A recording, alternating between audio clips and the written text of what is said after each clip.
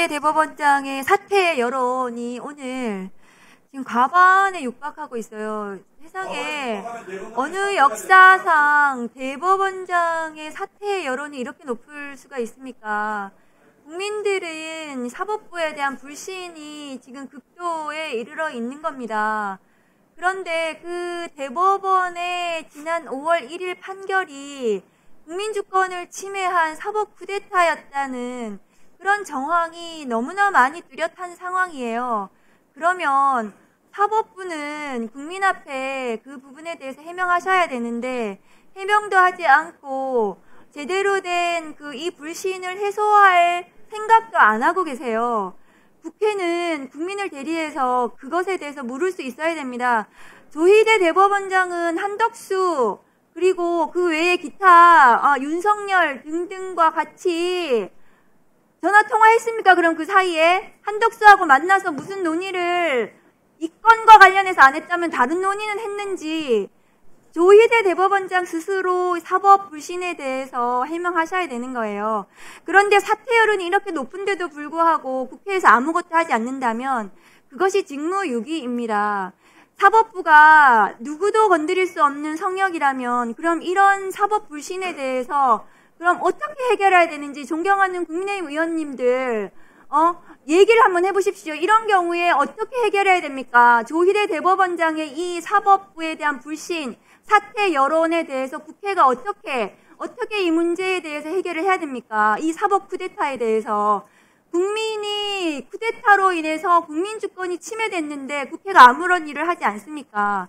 저는 그것에 대한 의혹을 정당하게 제기하신 동료 국회의원들을 향해서 이런 식의 공격 아닌 공격을 하시는 국민의힘 의원님들에게 너무나 유감입니다. 그래서 이런 긴급 현안 청문회 말고 9월 31일 날 조희대 대법원장에 대한 청문회에 적극적으로 임하셔서 그럼 조희대 대법원장이 무고하면 그때 밝히시면 될 거 아니에요. 그때 제대로 준비하셔가지고 오셔서 밝히시라. 그렇게 생각하고 이 청문회는 저는 이루어져서는 안 된다고 생각합니다. 이런 동료 의원에 대한 이런 말도 안 되는 공격에 대해서 부끄러워하셔야 된다.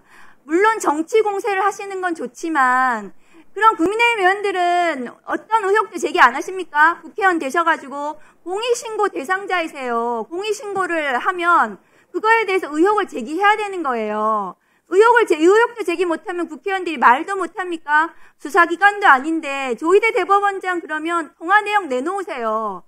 한덕수하고 안 만났다면 한덕수하고 통화 안 했는지, 윤석열하고 통화 안 했는지, 김건희하고 통화 안 했는지 기타 등등 통화 내용 내놓으시고 무고함을 스스로 밝히셨으면 좋겠어요. 그런 거를 9월 30일 날 한번 해보자는 거예요. 그러면 사법부의 불신을 스스로 해소하시라. 사법부의 독립은 스스로 지키셔야 합니다.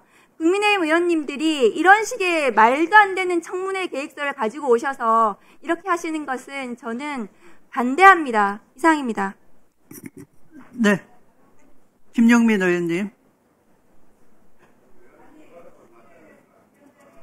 여야 번갈아 가면서 하고 있지 않습니까? 지금 번갈아 가면서 하고 있습니다. 수고하십시오. 아까 먼저 국민의힘 소속 신동욱 의원님께 드렸고 지금 비교섭 단체 한번 드렸고 그다음 마지막으로 김용민 의원님께 드리고 있습니다.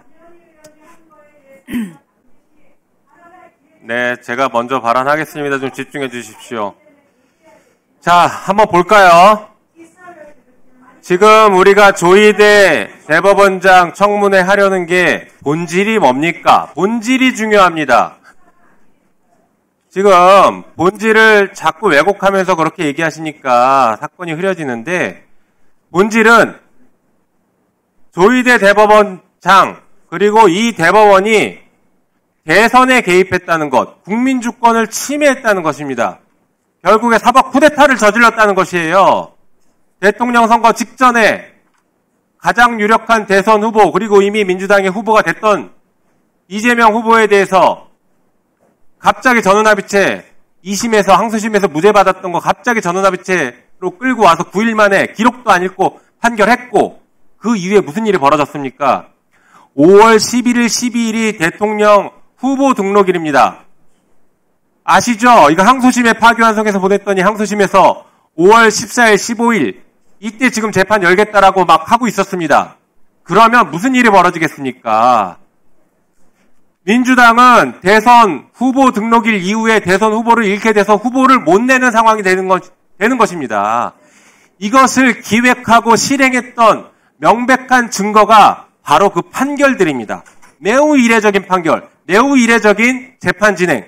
이것 말고 더 명백한 증거가 뭐가 필요합니까? 그런데 국민의힘 의원님들은 이것을 매우 좁게 좁혀서 조이대가 한덕수를 만났냐 안 만났냐에만 집중하니까 안 보이는 겁니다.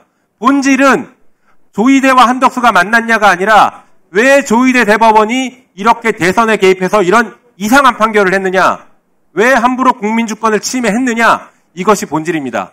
그리고 조이대 대법원장과 한덕수가 만났는지 안 만났는지 그렇게 궁금하시면, 그게 마치 사안의 본질이라고 착각하고 계신다면, 그러면 9월 30일 청문회, 이때 청문회 있으니까 그때 물어보십시오. 대법원장이 불출석할 거라고 지금 말씀하시는데요.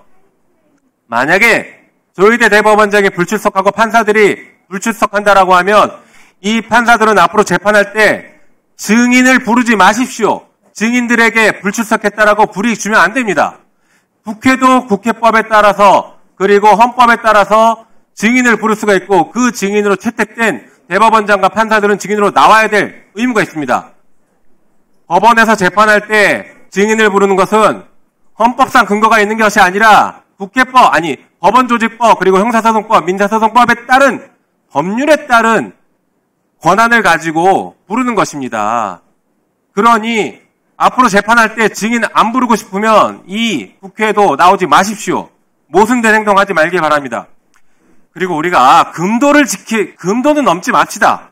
아무리 정치를 한다고 해도 이게 뭡니까? 동료 의원 이름 집어넣고 청문회 하겠다라고 하는데, 진짜 중요한 게 뭡니까? 사실은 만약에 이렇게 동료 의원 이름 집어넣고 청문회 할 거면 저는 내란 청산 청문회부터 해야 된다고 생각합니다. 내란 청산 청문회 하면서 추경호, 나경원, 조배숙, 김기현, 이철규, 장동혁, 윤상현, 권성동, 주진우, 신동욱, 이런 사람들 증인을 불러서 이 청문회 먼저 동의하시면 제가 그때 가서 잠깐은 고민해 보겠습니다. 이런 말도 안 되는 청문회 주장하지 말고 내란 청산부터 협조하기 바랍니다. 이상입니다.